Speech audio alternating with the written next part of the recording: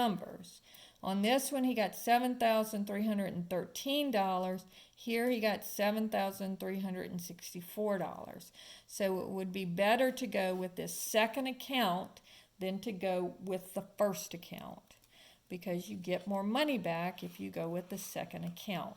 And so on here it would say, first it would ask which account would you go with, and you would say the second account, and then it would say how much money would he get back at the end of the year, and then they'll give you a, like, at the end of 3 years, and then you change the T to 3 years.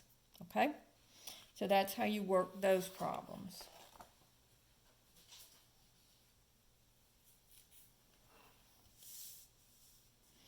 Well, actually, let me do that problem. So now we know that we're going with this second account, and so we know that my principal is this. My interest rate is 0.052, but now they're changing the T to be 3 years. So this would be A is equal to 7,000 times 1 plus 0.052 over 1 raised to the nt. So that would be 1 times 3. So this would be 7,000 times 1.052 raised to the third power. So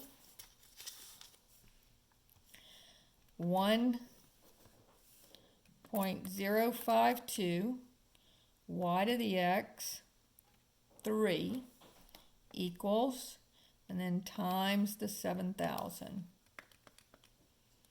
is equal to, so at the end of the 3 years he would make $8,149.77, and that would be the amount he would get back at the end of 3 years. So on the second part of the question, they're just going to change the time to whatever they say it's going to be. All right? Now, the last part of this compound interest problem is where we're talking about continuous compounding. And on these, you're going to say A is equal to PE to the RT.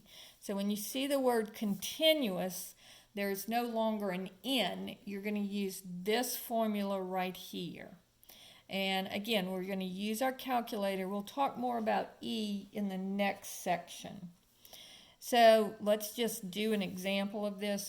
These are actually easier than using the other formula, the other compound interest formula. So we'll just do one of these. Let's say that we know that that Johnny is going to invest $1,000 in an account that's compounded continuously, and the interest rate is 4.5%. So my principal is 1,000. My interest rate is 4.5%. So that's 0.045. Moving the decimal point over 2 to make it smaller. And at the end, how much money would he have at the end of 3.5 years? And again, make sure it's in years. All right, so this is just going to be A is equal to 1,000 times E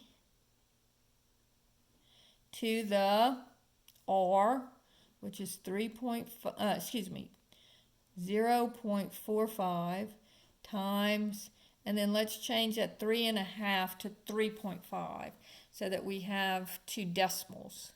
So this would be 1,000 e to the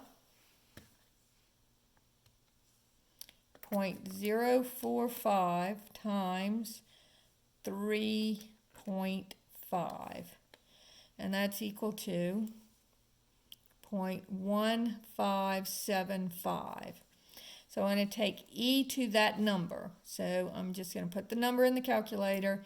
and e to the x. Now some of y'all have the calculators that you have to hit the E button and then do the number. So you just have to know what kind of calculator you have. So this comes out to be 1,000 times 1.1758. And so I'm going to just take that and multiply it times 1,000. And I get $1,170.58. And so compounded interest, compounded continuously, you use this little green button up here, the E to the X button. And again, we're going to talk about that a little bit more in our next section.